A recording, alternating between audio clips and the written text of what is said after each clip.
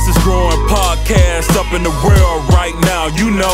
Say word. Only fans, real estate, talking in fashion, let them know what's happening. Say word. On and off the court, in the field with the sports, let them know what's up. Say word. The conversation is active, from movies to action, it's the main attraction. Yo, another episode of the world's fastest, largest growing podcast. I'm Jojo Willie. I'm back in my hometown, Amityville, New York. I have a very special, different guest with me on the show today. It's crazy because when I interview everybody, but you rarely get a chance to interview your favorite baseball player. My Aunt Lomi's in the crowd right now. I remember she had bought me like a signed thing from Gary Carter. She probably don't remember. She don't remember. She used to work at this place off of 109 or something like that. And the Mets was like my favorite team. But I got 8-time All-Star, 4-time World Series champ. My guy, Mr. Darryl Strawberry, in the building. Yo, man, listen. This is a big deal for me. A very, very big deal. Because I grew up collecting baseball cards. So I remember like every year, 30 for 30, 30 stolen bases, 30 home runs. I remember all that. I remember the bat shaking. I remember like when a home run was hit, like the apple pop up in the back of Shea Stadium. Let's take it back to the beginning, Harvard, Park, everything, L.A. Well, first, Joe, let me say thank you.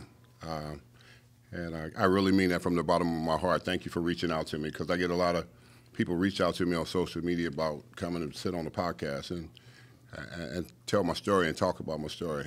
But, you know, what I liked about you and what I recognized in it, my spirit got connected to it, you know, when you sent me that information about you and wanted me to come and really share my story and really share who I am and everything.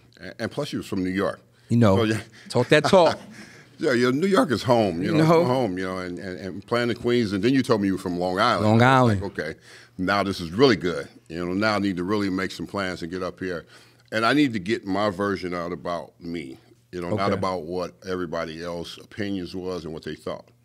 Because most people don't know where I come from. They don't know who I am. They just assume they do know me, you know, from the public perception, you know, because of my careers and my shortcomings and all the things that I've experienced in life. But I grew up in South Central L.A. You know, I grew up in gang activities. I got kicked out of 4 junior high schools. Wow. Before I ever put a uniform on. Wow. Because I was a trouble kid, because I grew up in a very dysfunctional home. My dad was a raging alcoholic. And he came home for the last time drunk again. One time, I was about 14 years old, said he was going to kill the whole family, pulled out a shotgun.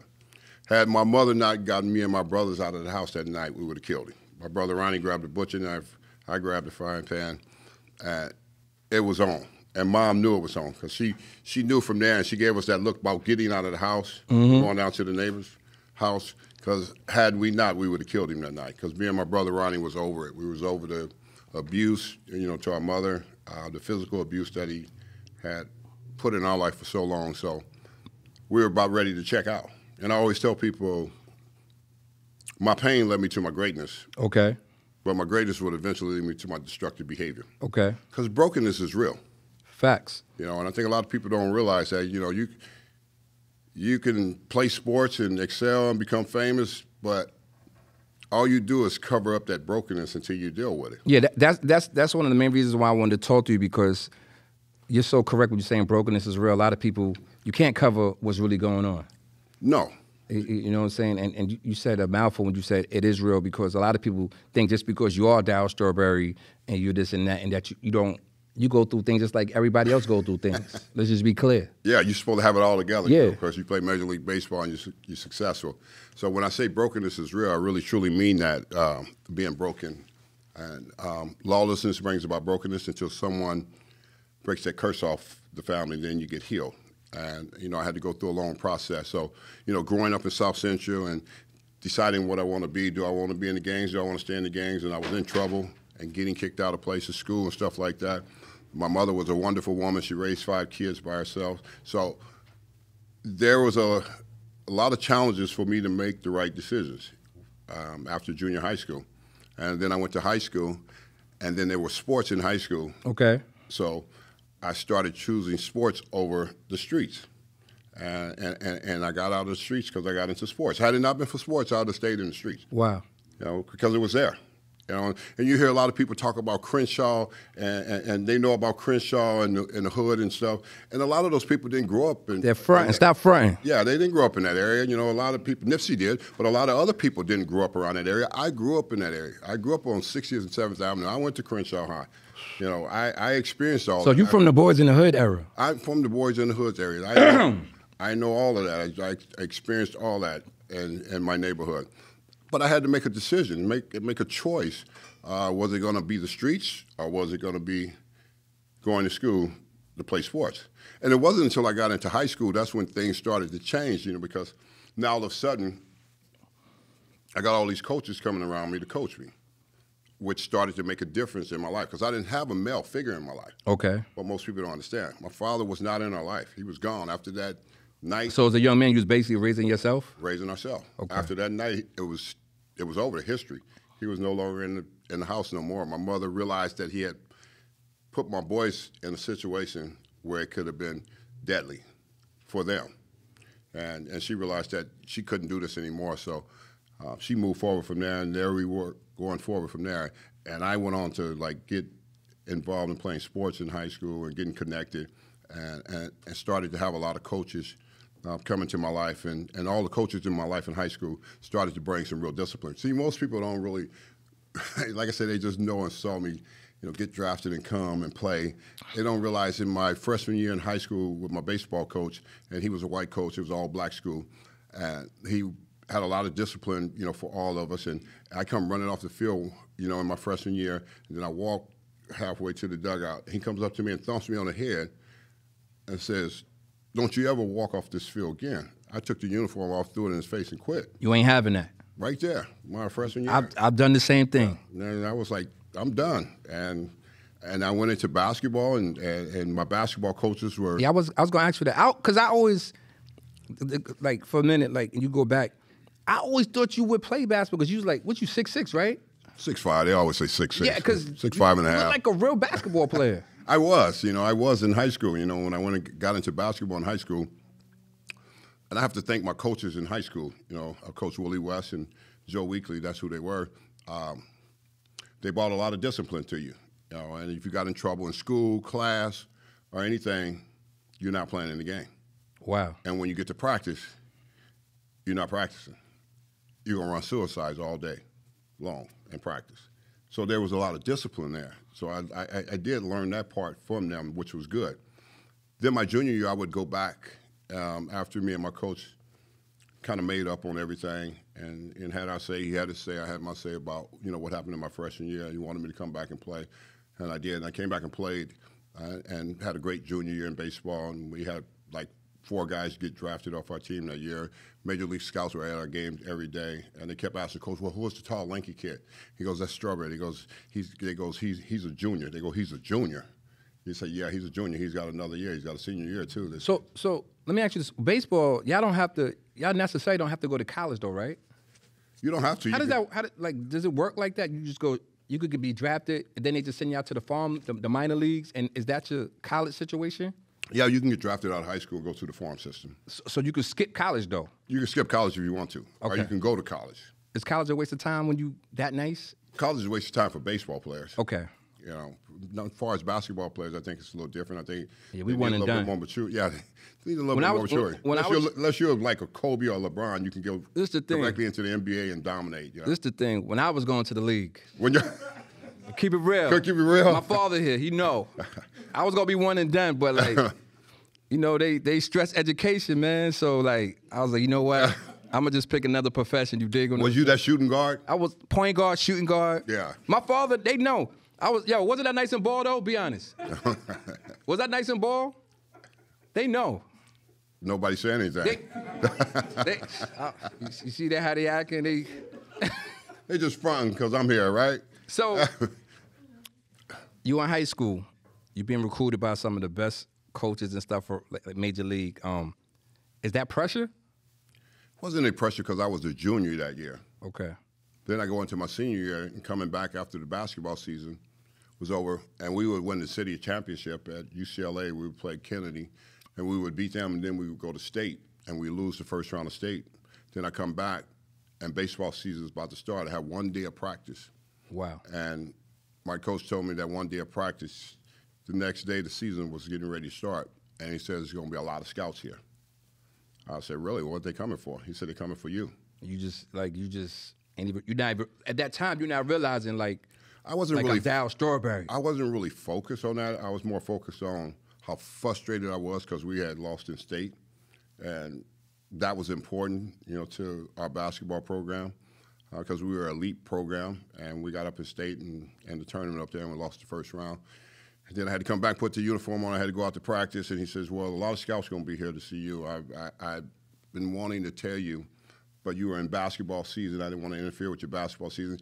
He says, that's why I came to every basketball game and watch you play, because I saw you run up and down the court and dunking on people and that, and the way you were playing and stuff. He was like, I was always cringing because I was just hoping that you didn't get hurt on the basketball court.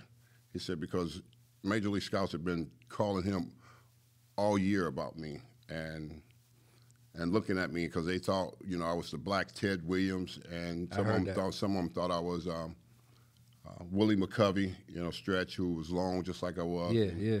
And they were comparing me to these guys that I really had no idea about, because I grew up in California watching baseball and the Dodgers. So, and I go out there and practice that day, and he says, tomorrow, it's going to take you a little time because you're rusty. And I said, yeah, I know that. And so I came out the next day, it was opening day, and there's like about 50 scouts there. And they all come to see me. And I go 0 for 3, 0 for 4 with 3 punch-outs, Wow. I was like, welcome to baseball season.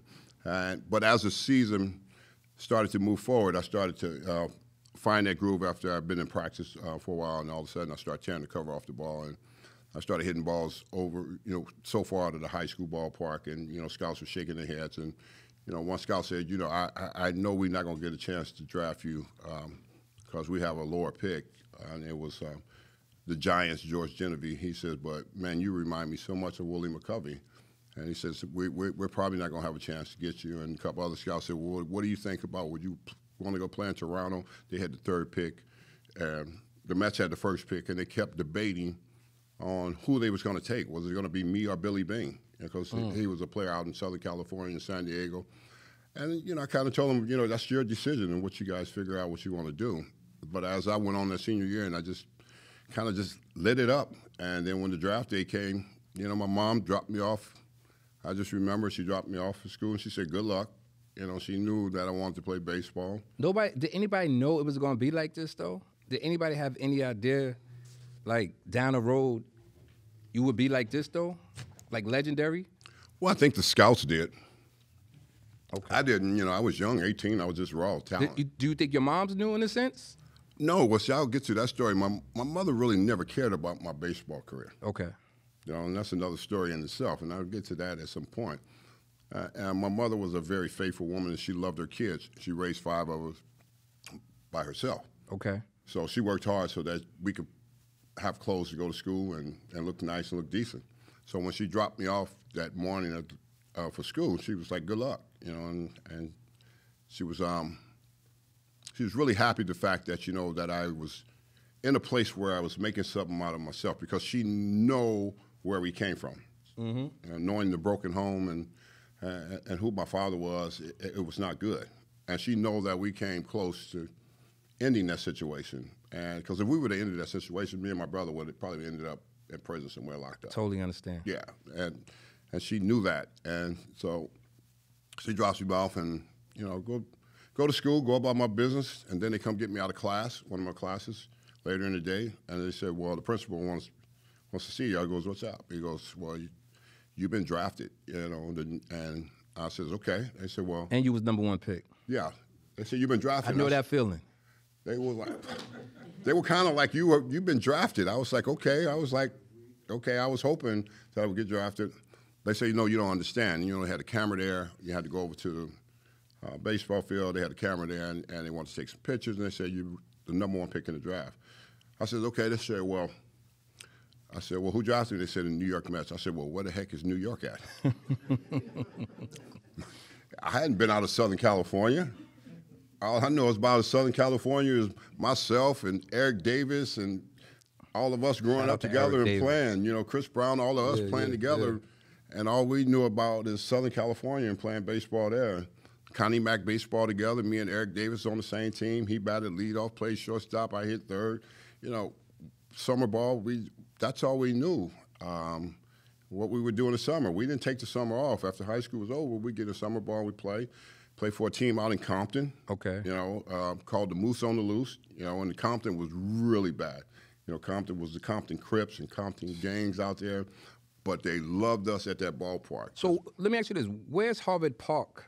Harvard, in between all that. Harvard Park is in South Central. Okay. Okay, that would become our playground for me and Eric Davis and all of us going to Harvard Park. But we played out in Compton, and you know, Compton was a different area, and there was different rivalry gangs out there and stuff like that, and they knew we played baseball out there, so nobody could mess with the baseball park. You know, the Crips and the Bloods, you know, they all was in that area, but they knew that stadium was where these guys played baseball, and they knew us and they followed us, and that's the real great thing about growing up in L.A. You know, everybody didn't have to be in the games, but they knew these guys come from Crenshaw, they knew this guy Eric come from Fremont, and they knew they were great players and they were going to probably play Major League Baseball like some of these other guys. So they always felt like they had to protect us around those areas because these guys are doing something. Yeah, that's a fact. Y'all was the ones. Y'all was the ones in the neighborhood. In the neighborhood doing something. Yeah. And we would go on and we'd do that, and I get drafted, and then I get into the professional sports. I get drafted by the Mets, and then I go to rookie ball my first year in 1983. And you're talking about a culture shock. You know, you go from. Where'd you have to go? Because you'd have come to New York first. No, I went to Kingsport, Tennessee. Oh, wow. Never even heard of that. I heard of Memphis, shout out to Kobe. In the middle of nowhere. You just think about that. In the middle of nowhere, Kingsport, Tennessee. I was like, oh, my God, Mom. I was calling. You wanted out of there? Oh, yeah, man. I was calling my mom. I said, man, Mom, I don't think I want to do this. You know, because, man, you grew up in the hood. Yeah, you're an L.A. guy. You ain't used to seeing folks of the other color, man. When you grow up in the hood like that, you're used to your people, and that's all it is. And that's what it was for me. And I went to Kingsport, Tennessee, and I was calling my mom every night. I said, I think I don't want to play. She goes, no, this is what you wanted to do. You signed up for it, so you're going to have to finish it. And that's what I loved about my mother. You know, my mother was a person of like, if you want the challenge, then you need to go ahead and face the challenge of what it is. And then I went next year. I went to A-ball next year in Lynchburg, Virginia. Mm-hmm. And I was like in the middle of the South somewhere in Lynchburg, Virginia. That just Lynchburg? Lynchburg, that sounds man. Suspect. Yeah, and it was, you know, it was because I came close to quitting baseball that year because of the fans, you know, and at that home ballpark I was playing in, and I was this hotshot young kid supposed to be, you know, Major League Baseball player, and it was nothing but racial things. You know, they were calling me boys, calling me out my name. And my manager, Gene Dusan, was like, as I used to run back to the dugout, he used to be like, don't look up there. You know, don't pay no attention, because you had a crowd up in the corner calling me the N-words, calling me boys, you ain't no good, this and that, and you ain't worth the money. And he was like, I was like 19 years old. He was like, do not look up there. And because he knew I would have took my Louisville Slugger, and I probably would have went up there and eliminated some folks, you know. Man. Don't do that, Darryl. He was worried about that, you know, so I came close to quitting, and I told the Mets organization after that season, I said, I don't think I want to play baseball anymore, because I had a scholarship to go to Oklahoma State to play basketball and baseball. A word? Yeah. Wow. And I said, I think I want to go back and try basketball, you know. And they said, well, just give it one more year. Okay. And I gave it another year. 1982, I went to Jackson, Mississippi. So I was okay with Jackson, Mississippi, because it was, you know. They hood out there. Yeah, exactly. J-State was down there. And so I got in that league, the Texas League, and I ended up having such a great year. I ended up hitting 34 home runs that year, and I stole 45 bases. And so I said to myself, and I tell everybody this, that's when I became a baseball player. Okay. Okay. That's when I became a baseball player. Not a man. Okay. But a baseball player. It's a big difference in that. You know, because a lot of people think because you put a uniform on, you make money, and you excel, that makes you a man. That doesn't make you a man. That makes you an athlete with a uniform on, but who are you? Let me ask you this, just not to cut you. How long did it take you to become accountable, even saying that statement? A very long time. Not until my career was over, because I was never a man when I wore the uniform. Okay. You know, when I played Major League Baseball and when I was successful and when I was achieving all these things, it did not make me a man because I was living behind community gates and had a bank account and had cars and homes and stuff. That just made me an athlete. Okay, it wasn't until I had to go through the storms of life, the trials, the tribulations of life, and that's when I really had to come to a place of figuring out, who am I? What do I identify myself as? Because a lot of times people, their projection of identifying you is what you do. Okay. We're great athletes, a lot of great athletes. They're going to achieve a lot of great things, but does that truly make you a standard of a man of living the right way? See, because a man lives the right way when he finds out who he is. That's a fact. You know, when he finds out the principles, the real principles of life, and live it. I get to live that today, but I wasn't living that when I was playing Major League Baseball, and I saw Gary Carter living it, and Mookie Wilson living it, but all the rest of us was living a bunch of heathen lifestyles playing Major League Baseball, and you know, it was about whatever we wanted to do, the women, drugs, or whatever it was, because everything was a candy store and it's handed to you. A lot of women? Oh, you can do what you want to do. Oh, man. You know? Lord have mercy. I know, you know, and a lot of times people think, you know, they think, man, I could have just enjoyed that. You never know, you might have killed yourself. Yeah. In that lifestyle. Yeah. You know, and a lot have ended up losing their life behind that lifestyle. And I always say, for the grace of God, there go I. You know, because I could have been that person too, losing my life in that, had I not looked up.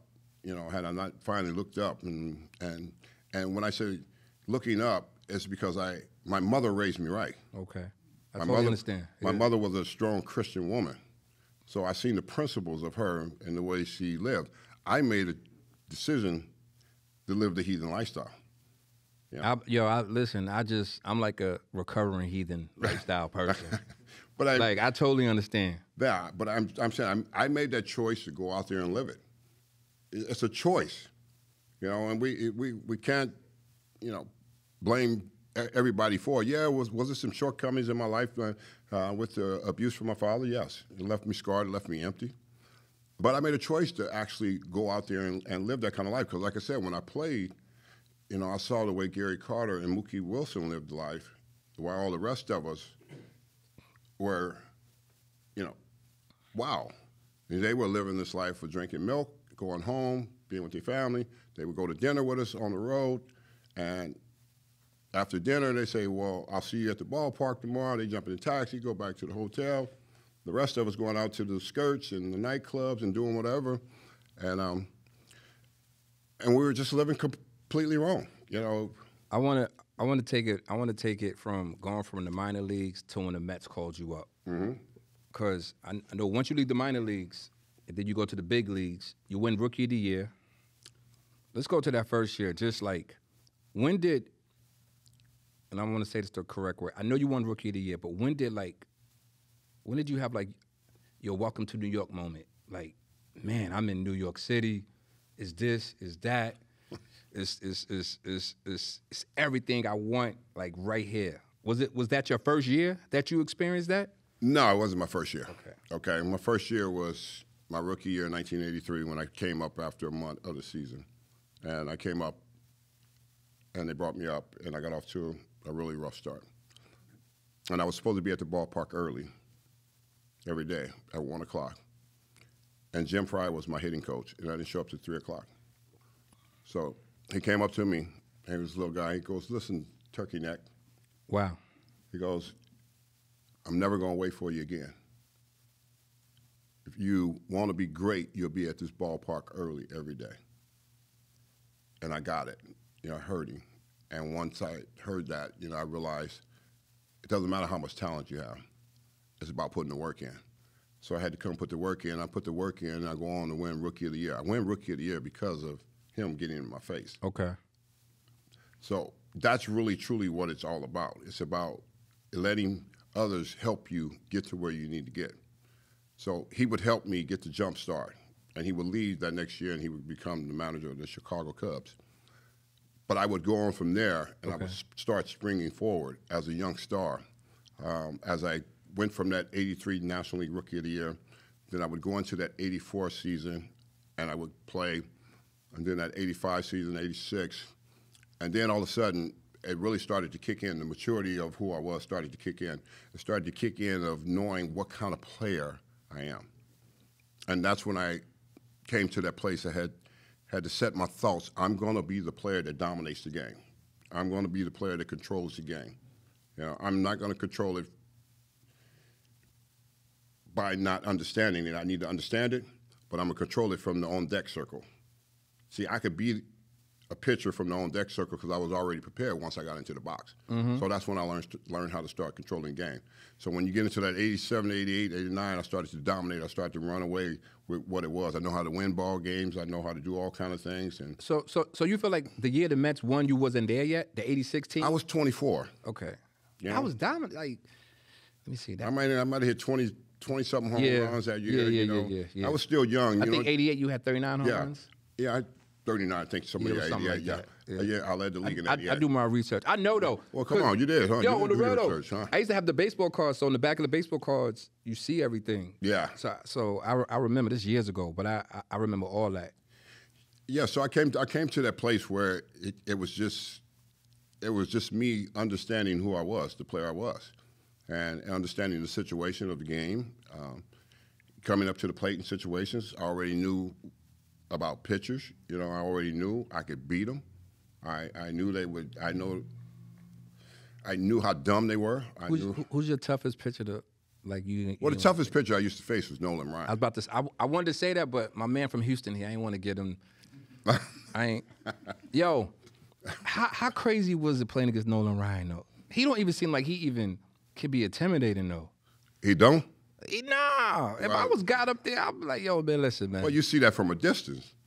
He don't. But if you actually on the field and you have to face him, and his demeanor is totally different than every other pitcher that you face standing up there. Nolan Ryan is a guy where he's looking at you like, get your ass in the box, you know, and don't dig in. You know, see, he's got a whole different demeanor on him, and you know it's real. And he's throwing hard, too. And the first pitch, he's going to throw it right up here on you, right under your chin, just to let you know.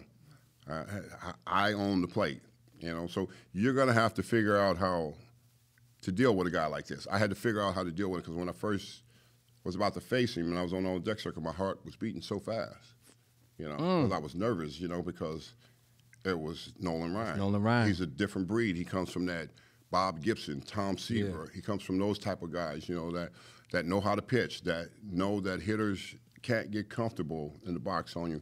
So a lot of other guys wasn't like that. You know, a lot of other guys were like Mr. Macho Man. They think, well, I can get him out with my fastball. You know, I can tell he's not all that good. You know, but you pay the price for it. See you later. You know, so that's just the way I was. You know, because I had confidence in myself against everybody until I got that confidence in myself against Nolan Ryan. And I finally got that confidence in myself against him, and I started to beat him. I beat him in some big situations in the playoffs.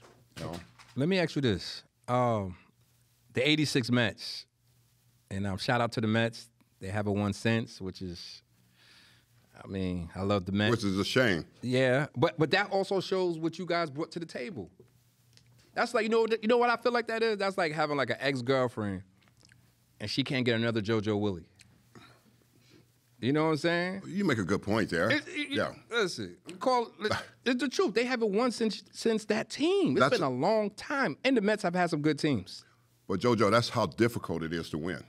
And that's why I brought that up. Yeah, because people take things for granted. They do take things for granted. They won, we be back, but like they haven't won since. And the '86 Mets team, I gotta know how wild was this team? Keith Hernandez, Ray Knight, Dwight Gooden, Lenny Dykstra. Well, you saw what you saw, right? I know, but like you see the history of it. Was the cocaine right there? No, I mean we didn't just lay it out like that. What was on the team? Was the team just like that? Team seemed like. I mean, it was a lot of fun. The team was wild. You know, we're bad boys. You know, we drank alcohol. But you guys were winning. We're winning, and we used to get into town. We hit the road. We're coming to town. We're on the bus, late. Just got in after another series, 4 in the morning. We're like all hammered. Wow. And we like, what we gonna do? And we were like, we're gonna kick their ass. What else we gonna do? We're gonna screw their girls. Uh-oh. Lord forgive me. You know, what else we gonna do? We're gonna drink all the alcohol, you know. That's just the kind of group. You guys were cocky though, right? Confident. Confident. Okay, let me take. I hear that. Yeah. But you got to understand, that was winning though, man. But most people don't understand what about us is the fact that we lost in. I remember 85. They lost at 85. Against the Cardinals. Against the Cardinals. I remember that. We won 98 games that year. year. All them games. Y'all almost hit 100 games and y'all still lost. And still lost the division. Yeah, that was tough. Okay, and when we lost in St. Louis, that series against the Cardinals, because we hated the Cardinals. You know, that was a team that we just knew that we were going to have to get over the hump because we lost to the Cubs in '84, and then we come back and win 98 games the next year in 1985, where Doc wins Cy Young. Yep. He goes 24-4, 24-3, had a crazy something like that, with a 1.53 ERA. ERA, yeah. And most people don't even know how good Doc Gooden was. I know you would never see a guy ever like that, 20 years old, that has command, can pitch, and face major league hitters, great ones. Andre Dawson, Dale Murphy, all of them, Ryan Sandberg, all of them, 3 punch-outs. You know, guys used to take BP, and when Doc was pitching that night, some guys used to come out of the lineup because they said my shoulder or my neck hurt because they didn't want to take the 3 punch-out from Doc had 20. Him like that? Oh, yeah, man. From a 20-year-old, it was always boring playing behind Doc because he just never let nobody score. You know, you get him runs early in the ball game, it's over. I remember he struck the All-Star side out. Side out. Like, yeah. You know, I was just like. So, you know, that season was a great season because for him, and that year we lost to the Cardinals. And I just remember that last game in St. Louis that year, our locker room was quiet. It was just quiet because we had lost that season. And that's 2 years in a row. And we didn't say nothing. And our first spring training 1986 meeting, Davey Johnson gets the team together, and we know we got a gang. And first thing he said, we're going to win it all. And we just kind of all looked around like each other and was like thinking, yeah, we're going to win it all this year. And we didn't get off to a good start. You know, the media was like, oh, yeah, they're going to win it all. And we started off slow. But after we started slow and then we got it going, it was over. It was no catching us. We knew how to come back. Didn't care if we were behind in the game. We were going to come back and win that ball game. We did that so many times that year, and that was the belief system inside of us that we knew inside of ourselves that no matter what the circumstances were for us, we could always come back and win.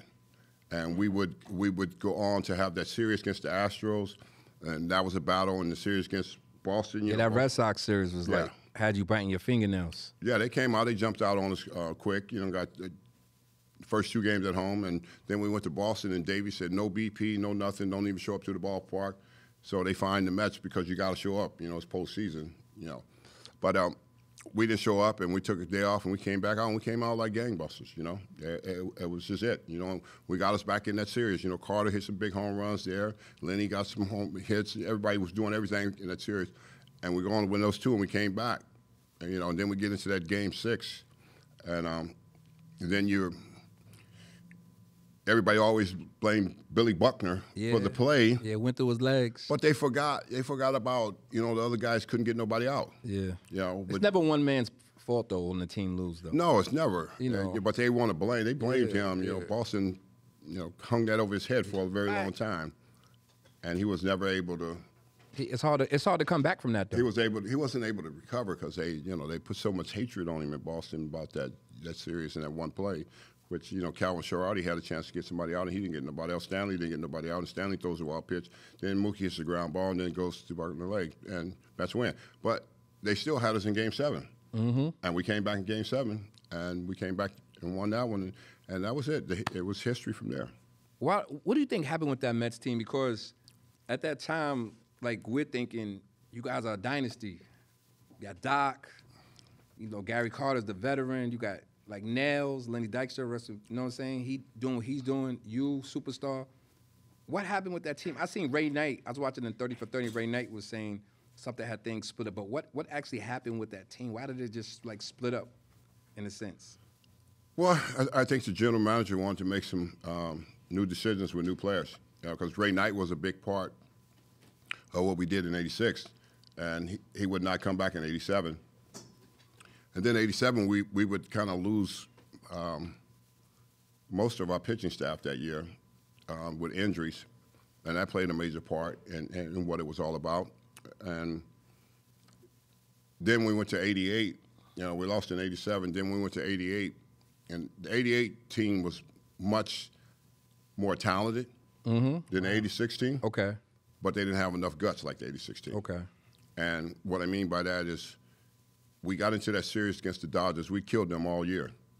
And we had to go Game 7 with them, of course, and they beat us in Game 7. And I was forever heartbroken from that '88 series because we were a much better team, but I just realized that we didn't have the kind of fight in us like the '86 match. Okay. The '86 match had to fight because you didn't want to mess with the '86 match. Because you hit one of us, we're gonna fight. I seen y'all rushing. I seen y'all brawls. Y'all was we're gonna fast throw down. to jump over. Oh, it was on. Yeah, you just didn't really want to mess with that team Yeah. because it was on. We were serious about who we were and everything, and we were going to protect each other. But the '88 team wasn't like that, and kind of got a little soft, and we got into that series with LA, and we thought we was just going to beat them, and then Sosa hits a home run off a Doc, and out of all people, Mike Sosa hits a home run off a Doc. First, T-Bone Shelby walks, and Doc got him 0-2. All he got to do is close him out, with one pitch, and he usually swing at anything, but he doesn't. And then Sosa comes up and hits a home run over the right field fence, and it puts their Dodgers, it lifted them, and they never looked back after that, And they really never looked back because after they beat us, Tommy was talking all that trash. How about the Mighty Mets? We crushed the Mighty Mets. And then they went on to play the Oakland A's, and they swept them. So I didn't feel bad. I always felt bad, but I didn't feel so bad after they went on and played the A's and swept them, so because that should have been our championship in 1988 too. You leave the Mets. You sign with L.A. Yeah. I was sick. I knew you was from there, and I don't think you wanted to leave New York though. Well, I didn't, but I didn't have a relationship with the front office. Okay. The relationship was broken. All right. And had I known about staying in New York, I would have truly went over to the Bronx. Oh, so you went to the Yankees earlier? George wanted me. Okay. When I became a free agent. Okay. But George was suspended that year. Oh wow. That I became a free agent. Because he told me that he said he couldn't be around baseball when I was that free agent. Wow. And he was behind the scenes trying to tell his people. He's trying to make it happen. Get me. Rest but in peace to George. They didn't do it. I love his hustle, though. Yeah. Make it happen. He was trying to make it happen because he said he always wanted me and Doc. He always wanted what the Mets had when they had them in the 80s. And he used to say, the Mets had the back page of the 80s. The Yankees wasn't even talked about until the 90s came. So, had I known that, I had no idea what that was there, but I heard a lot about that, and he told me that himself. He says, I don't know how we let you get through the fingertips of us of leaving New York. Because he says, you're a New York guy. You have a New York personality. You have a New York swag. You're not a player that has fear. You're not a player that worry about fans booing you. Mm-hmm. I was like, no, because they used to say, well, how did you feel about the fans booing you when you was... New Yorkers are tough. Yeah, of course. Be careful what you ask for. You just might get it. What? But they say, how did you deal with that? I says, well, I would tell myself I'm going to come out and hit 2 off the scoreboard. Talk about it. And I'm going to go back down after I run around the bases. I'm going to go back down into the tunnel and smoke me a cigarette. They're going to want me to come out for a curtain call. And I'm not coming out for no curtain call. And then I'm coming back up next time, I'm going to hit another one.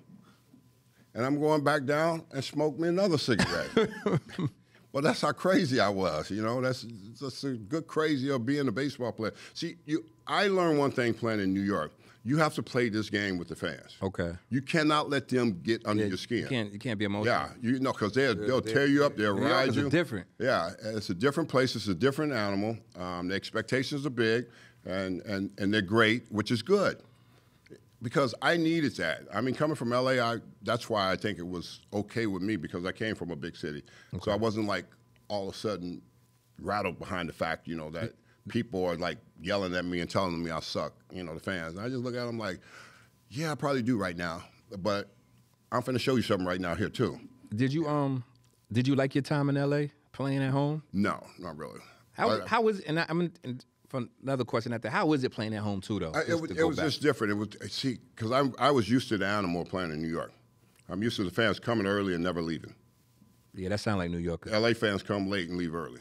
Oh wow! So it was a different kind of vibe. It's I'm not glad that, you said it, because people don't understand stuff like this. But it's not that they're not good fans. Yeah, That's what people don't understand. But after you're playing in New York for 8 seasons, and you're seeing people at the ballpark early when you're taking BP and yelling, you know, and saying things to you, and then they never leave because they're still there after the game. And if you lose, they're gonna tell you suck. If you win, they're gonna be on their feet cheering you. So it was a different kind of play there. You know, LA was different. LA's more the Hollywood. LA was more.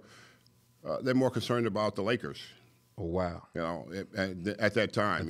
Yeah. It was all about them more than what baseball was. You know, baseball, the Dodgers, okay, they're great. They're going to show. They're gonna always show up for the Dodger fans are always gonna show up because that's just the way LA is. But LA was more the basketball town more than the baseball town. After you left LA, did you go to San Francisco after that? San Francisco for one day, and we had to strike. You had a strike? Yeah. And then after that, you went to, that's when you got with George? Got big with the Yankees. How was it? Like, because y'all won there. So how was it going to the Yankees? It was great. You know, it's still New York to me. Okay. And it's the Bronx. And not to cut you up, I want to ask this because you've been on both sides. What is the difference between the Yankees and the Mets? I want you to be like, I want to know the difference between Bronx and Queens and like Long Island. What's the difference between playing for both? What's the difference? Because the Bronx is Spanish. Okay. Yankees, you know, atmosphere on that side is more of a color. Queens and Long Island has always been, you know, the white bushy hair girls, you know. Okay. And so it makes sense, right? Because you see that it's more different in the Bronx, you know, of the culture of the people. Okay. That go over into the Bronx. Is the atmosphere different playing in the Bronx state, playing at the old Yankee Stadium? Well, the atmosphere was great for me. Okay. But it was never like it was for me in the 80s in Queens because we owned the town. Okay. So you're talking about, you know, when we hit the field, we got 35 to 40,000 a night. So that was a different feeling, and I was young in my prime, you know, time doing that. So that's the greatest feeling you can ever experience. We wasn't a team that they didn't come see. Those years in the 80s, they came to see us. Yeah, y'all was a dope team though, man. Like the '86 Mets team is legendary. Yeah, the '86 Mets. Yeah, man, that's a team of history. Yeah, it's legendary. That's a team that wouldn't lay down. You know, no matter what the circumstances was, we just wasn't going to lay down.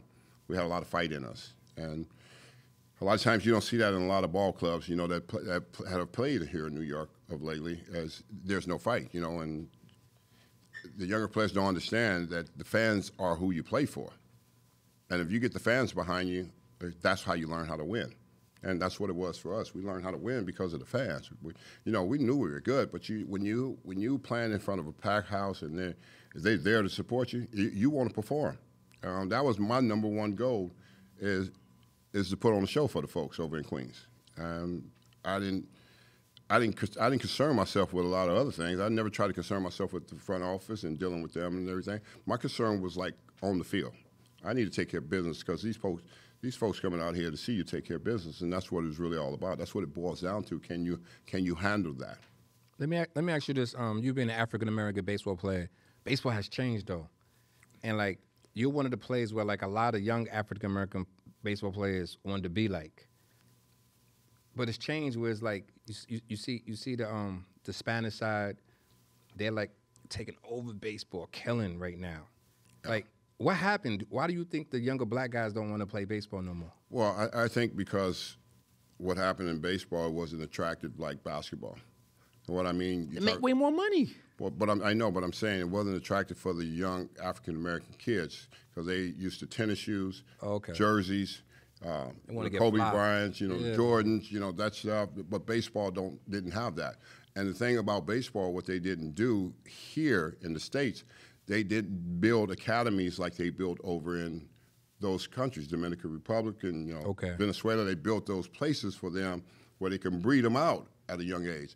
They didn't go back to the inner cities where me and Eric Davis and Harvard Park and all of us grew up and came from. They didn't go back and build those fields up and put leagues in there for young black kids to play. So that was, like a really shame on Major League Baseball because they always talk about, everybody wants to talk about Jackie Robinson, but do you honor Jackie Robinson? Do you really honor that talk, Darryl? Don't be ashamed to say it. They want to really honor him on the day of Jackie Robinson, and what Jackie Robinson did for every player of color, black, Spanish, whatever it may be that plays in the league, is because of Jackie Robinson. That's a fact. And that's the history. That's the real history of what one man did for everybody else. I would have never been a Major League Baseball player had it not been for Jackie Robinson. Had they not had the opportunity, had he not taken the bullet for everybody, taking the criticism, hatred for everybody. He took it for everybody. Every black player should know that, and they should always honor that and understand that. And they talk about it, but they never, like I said, they never went back to those inner city places and those parks to help build those places where black kids can play. Because that's what like I said, we grew up on that playing together. It could have been basketball for us, but all of us growing up in South Central, we knew baseball was great. And we played on all those park leagues that was around us and competitions against each other. I'm going to take it after baseball for a little bit. Let's go into to substance abuse. And what advice would you give anyone that's dealing with that right now in their lives? Well, first of all, I would tell anybody, don't ever start. Because it's a lot harder to remove yourself from it. Nobody signs up and want to be an alcoholic, drug addict. Nobody ever wants to be that person. But it happens. It happens because it happens to a lot of celebrities because, first of all, they have everything, but they have nothing. They have a bunch of stuff. See, we got to clip that out. That was legendary. I understand. That's deep. They have a bunch of stuff. Yeah. But they're mostly broken on the inside. Okay. So what substance abuse do for them, drugs do for people with fame and fortune, it fills that empty void for that moment in time. Mm-hmm. But when you come out of it, you're still, who am I? You're still that same person. You're still trying to fill the empty void on the inside of you. Okay. It's just like anybody with money, they do the same thing. They try to fill the empty void, buying a bigger house, buying a bigger car. The house is the house, the car is the car. It's just going to do the same thing. Mm-hmm. It's never going to make you well, and I think that's what a lot of people go wrong in life, and we end up in all these different traps, these different traps of life, you end up in, like I always talk about Hollywood, but it's the traps of life. It's the traps of life that are there, they're set there, they always have been there, they always will be there, and whoever walks into those traps and can't pull himself out of those traps and addiction is usually going to lose their life, You think about Prince, they were talking about him, how much he has. But he's worth $300 million. You're worth nothing. You're hitting fentanyl and you're 98 pounds. Whitney Houston, what a gorgeous talk about it person that should have been saved. That should have been people. If people would have helped her come back from not being Whitney Houston, but coming back from the place of finding her spiritual walk and her faith of who she was, she would have saved her life. But you go so far, and you just end up continue to go and you can't stop because you haven't had a transformation. And that's what happens to so many people that I've seen in this life. And I was in it too, but I've had a transformation, because I've come to the understanding to know the purpose of life. The purpose of life is far greater than what we achieve. Most people think it's what we achieve, but when you know the purpose of your life, then you can fulfill the true promises over your life that's always been here. But I can't do it alone. I have to do it with my help. which is Christ. And that's what has brought me from where I was, because people are like, they're looking and they're thinking and they're saying to me, well, he'll be back. That's what a lot of the players, were saying to me. Well, he'll be back to the lifestyle. He'll be back to sinning and living a lifestyle. But they don't understand that I have been transformed and I have been crucified with Christ. It's no longer I who live, it's Christ who lives in me. And so I can live a different life. I can live the abundant life. I can live the freedom life. I can live the life that I always was searching for, the peace and all the joy and everything, because it's in there. It's always been there. And we're searching for all these other outer things to try to make us well, and they just don't make you well. Was there like a turning point or something happened for you to turn your life over to God? No, that's a good point. I'm living the legacy what my mother prayed for. Okay? And why I'm saying that is because when I was lost and living the heathen lifestyle, my mother was dying. She died at the age of 55 from terminal breast cancer. So I'm living what she was praying for. And how did I know that? Because after she died, my sister finds a journal under her bed. And she's praying for all her kids. God save them. She's a faithful woman. God save them, save them. And she gets to me in the journal, and she tells God to knock him off of his throne. Her prayers would come to pass because I laid in bed with Mom one night, and she was dying, and she told me pray for her, and I prayed, and she said, God just spoke to me. I said, what did he say? I'm Darryl Strawberry, baseball, heathen. Talk that talk. Yeah. She said, well, what did he say? I said, what did he say? She said, you're going to go through it. God said, but he's going to get it out of you. And that's what she left me with. She said, you're going to go through it. You ain't went through it yet. But I said, Mom, don't tell me that I need a drink. She said, you go ahead and get that drink. But she said, you're going to go through it. And what she said came to pass. But she said, God said he's going to get it out of you. And that came to pass too. And now I would be transformed. I would go through this process of loneliness and emptiness by myself. And God would get me by myself after experiencing life. Major League Baseball, ended up in the Florida State Prison with a T-17169 because of addiction. Ended up with cancer twice, losing my left kidney in my second surgery. See, God was doing for me what I couldn't do for myself. He was sparing me on every step of the way because he had already had a great plan. And his plan was bigger than baseball. It was bigger than me, that he would one day call me, just like he called Saul and stopped him on Damascus Road, knocked him off horse and blinded for 3 days tonight. He would stop me in my tracks, and he would transform me, and he would turn me into an evangelist to go preach the gospel, which I thought he was crazy when he called me 17 years ago and said, you're going to preach the gospel. I said, you got the wrong guy. No way. I was like, don't you know what I've done? He goes, you're the perfect example. Because one thing I do know, after finally saying yes to him, but you have to make a yes, a real yes commitment to him. Once I finally said that, he said, the Holy Spirit's going to ascend up on you, and he's going to teach you the Bible supernaturally, and you listen to him. And he did ascend up on me. He taught me the Bible supernaturally, and I became this evangelist that I would start traveling this nation 270 times a year, preaching the gospel with no schooling or anything. How does that feel? It's God. It's nothing I can describe or take credit for or anything. It's his gift, and it's just me falling in line and walking in obedience with him, because I had to do that, because you have to come and you have to get rid of yourself. I had to come to a place of getting rid of Darryl Strawberry, the ego, the baseball player, and I had to say, I'll do your will, and I had to learn, and I saturated myself in the Word, and supernaturally the Holy Spirit started teaching me the Bible, and there it was, before I knew it, I was this different person. And it was because of grace. It's something I don't deserve, but he gives it to me anyway. I know you just got the news recently about the Mets retiring your number. That feeling, how do you feel about that? Like, did you ever think this would happen? Let's go there. Yeah, let's go there.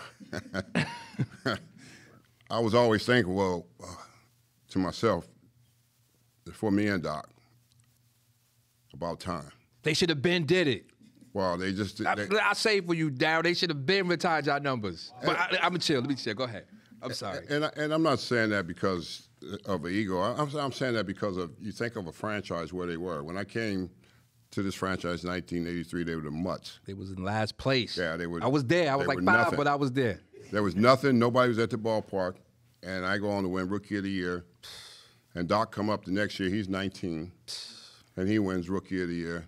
But what people never looked at is and never wanted to give us credit, I think, because we're black. You know, and we're black. You were black, and we're young, and we were successful. We stood in the fire, and we played under the pressure, and we produced year after year. But a lot of times, a lot of writers were white. They couldn't accept it, you know, and they said they should do more. You know, it should be this, they should be that. They wanted to put this label on us like, you know, we wasn't enough. The Mets were never nothing if it had not been for me and Doc. Talk that talk. You know, and You're saying it. But but a lot of people we know, but we know that. When you think of the Mets in the '80s, you think of Darryl Strawberry and Dwight Gooden. Yeah. Let's just be clear. Yeah, I mean, but they would never say it. You know, they would never come out and say it. You know, they were like, you know, they're gonna. I mean, the organization now is different with Steve and Alex. You know, has taken over. They're bringing the history of what this organization is about. And the new owner said, you know, nobody deserves it more than you two. It's true. You know, because you two were the first piece of bringing this organization a face. Yeah, well, you got other players that came in, Keith and Carter. You know, they were veteran players. We needed them. They was all right. But they were like more. They were more of a like you guys were it. You guys were the young stars that came into New York City, and you guys made young the culture. Yeah, the culture. The culture, changed the culture, and you made young black kids believe the culture. that baseball can be good because of you, because of you two that came here and played at the highest level in New York City. I mean, people think about it. I was 21 when I got here. Doc was 19. Wow. And the expectations were not. Doc's expectations were they didn't know what he was going to bring. They had no idea because they didn't know Doc was that good. We knew he was good, but he like had a season in A-ball. Okay. And then he had a short season in AAA. Okay. He came in spring training, and we saw him in spring training in 1984, and we saw him he was like 19 years old, and he's eating up major league hitters. Arms like a machine. Yeah, I mean he's dropping that hook on him, and he's just throwing his fastball right by him, and he's like, who is this kid? They're like, this is a young phenom in your organization, and we was like, is he gonna make the team? And Davey was like, yeah, I'm gonna try to keep him, but you know Frank. The general manager didn't want to really keep him because he was 19 years old, you know, and he didn't want him like to get exposed, you know, to New York City. Yeah, it's a different. New York was wild in the '80s, though. It's a different animal, you know. It's not like you going somewhere like you out in Seattle playing and it's quiet and you can go home at night. Everything closes up at night, but New York don't close up. And I could give Frank that credit. He was the general manager. He was concerned about me and Doc because we were so young and playing in such a big city, and he knew that if we performed the way we were going to perform, people were going to be all over us. And how would we handle that? And it was a lot. It was a lot to deal with. You know, it was a lot. If people always ask me, well, what would you do different? I said, well, I'd have stayed out of Manhattan. If I'd have known what Manhattan was, you know, I'd have stayed myself out of Manhattan, never get caught up into that atmosphere of what that life was all about. So that's crazy. That's amazing. It's to me, it's so weird because like have you here. I'm a very, very, very, very, very, very big sports fan, and you're like my favorite baseball player. I want to hear some of your favorite baseball players. Well, my favorite baseball player all time was like Dave Parker. Okay. I saw the Colbert when I was growing up. Okay. He was right fielder, just like I was, left-handed, power, speed, and I just fell in love with him when I saw him play with Pittsburgh. And I thought, man, you saw him in a couple All-Star games. You saw him make throws and stuff like that. That's like I want to be like just like Big Dave Parker. Okay. And the other guy that I fell in love with because I grew up in California and watched the Dodgers, you know, and their rivalry was against the Cincinnati Reds all the time, and it was not Johnny Bench, Joe Morgan, Tony Perez. It was Pete Rose. Wow. Because I saw. Shout out to Pete Rose. Well, Pete Rose. What I saw when I saw him play, he was Charlie Hustle. He was Charlie Hustle for real, and his uniform was dirty. And he got 3,000 hits. 4. He got 4,000 hits. Yeah. Oh, my bad. He got 4,000 hits? Yeah, he got 4,000. He's a hit king. But Wow. But it was Charlie Hustle. But his uniform was dirty. And I thought to myself, if I want to play baseball, my uniform needs to be dirty. Because if your uniform clean, you ain't doing nothing on the field. You know, and I realized that with Pete Rose, his uniform was always dirty. If you go back and look at highlights of Pete Rose, you see him diving head first, you know, into the bases and stuff like that. You know, getting into fights and stuff. And I just thought that was, you know, what baseball players supposed to look like. And I knew Dave Parker was an outstanding baseball player, so I loved him. I want to ask you this, because you have some crazy baseball numbers. Do you feel like you should be in the Hall of Fame? I feel like, you know, you think about, they always talk about the Hall of Fame as a place of character. Well, there shouldn't be no players in there. Yeah, but I'm just saying. You know. I think it should be based on numbers. They say character. Come on, you know. But they say that, you know. But you know, when it's based on numbers, they don't really base it on. Do they truly base it on numbers? You know, talk about character. You talk about leaving some of the greatest players out of the game because you know they got caught up into the steroid era. You think of some of the players that are in there on steroids. You think of some that were before that. What did they do? Everybody's done something. You know, and I just think it's one of those political things. I think you should be in there. Doc should be in there. Barry Bonds should be in there. Of course, Bonds should. Bonds, like, I don't listen. I don't know what to say about that, man. Like, well, they wanted to crush him. They wanted to kill him. You know, this is their way of getting back at him. You know, because there were many more other players that did the same that he did or somebody else, and they made it. You know, they kept it. They pick and choose about who they want there. You know? Yeah, you and Bonds should definitely be in the Hall of Fame. I just asked Steph the same thing the other day. But what message would you give to young African American athletes right now? I think the most important message for young athletes, you know, African American athletes, is really understand who you are, not what you do.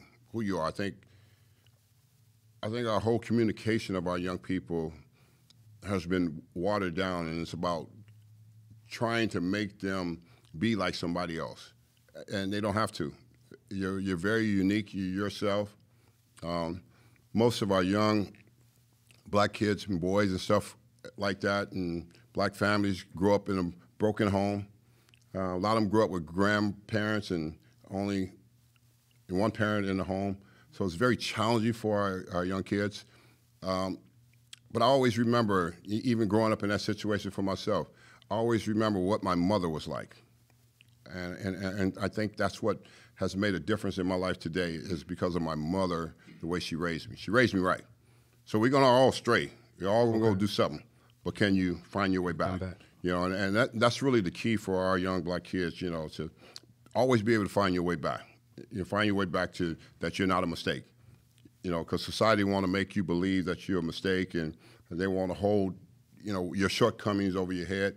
And what I've learned, you know, being a strong man of faith in Christians, you know, the Bible didn't say some of us would fall short. It said we all fall short of the glory of God. That's a fact. So it's a whole society. Now, all them that want to criticize you, all them have fallen short too. So when you can understand that no one is perfect and you don't have to be perfect, and tell them to educate themselves. You know, get yourself around the right kind of people. Mm-hmm. And what I mean by that is don't be a follower. You know, learn to lead. See, because I was a fool, and I had a bunch of fools following me. So you imagine I was a leader. I was leading the wrong way, but I was a leader at that. Yeah. And they were all following me, but they knew I was going somewhere, and they wanted to get where I was going, but they didn't. A lot of times, what happens to our young kids, you know, African American kids, is we don't fight for what we really want. We give up, you know. And if I could encourage our young black kids, do not ever give up. Don't quit on yourself. Don't give up. You know, I made mistakes. I quit before, but I learned after I took that uniform off in high school and threw it in my coach's face, I would never quit again. I learned that. And those are the lessons of life that we all have to learn. You know, it's just don't do that, don't be that. Because if you do that and you be that, you're going to miss the miracle maybe in your life. You know, the miracle's on the other side still waiting for you in your life. And it's always going to be waiting for you. But you have to come to a place of picking up your cross and carrying it for yourself. You know, and I think that's what's so important for all of us to understand. You know, if we can get to that place and pick that up and carry it for ourselves, you can see the victory over all of this. We appreciate that. I'm going to put you on the spot before we get you up out of here, though, Darryl. I'm going to ask you a couple questions. Okay. You got to give me your answer. First question is Ozzie Smith or Ricky Henderson? Ozzie. Next question is Roger Clemens or Nolan Ryan? Nolan. Kobe or Jordan? Jordan Kobe. I don't know what that means.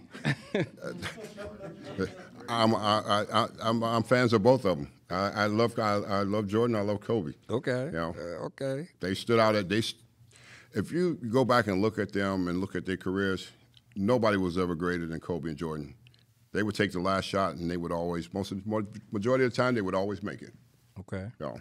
LeBron or Magic Johnson? I have to go with Magic. Over LeBron James? Well, I saw Magic. I mean, I like LeBron. Okay. That was a different. Okay. I've got no problem with that.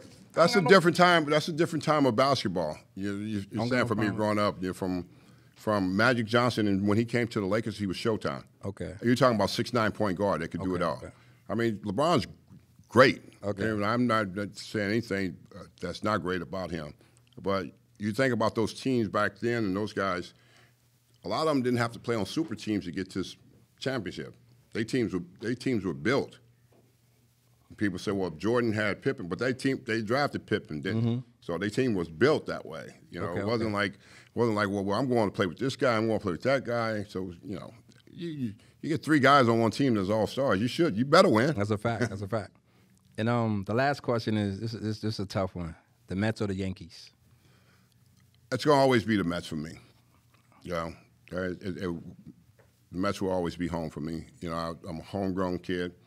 I went through that farm system, learned a lot, had a lot of coaches, and that's what my celebration is going to be about, my number being retired.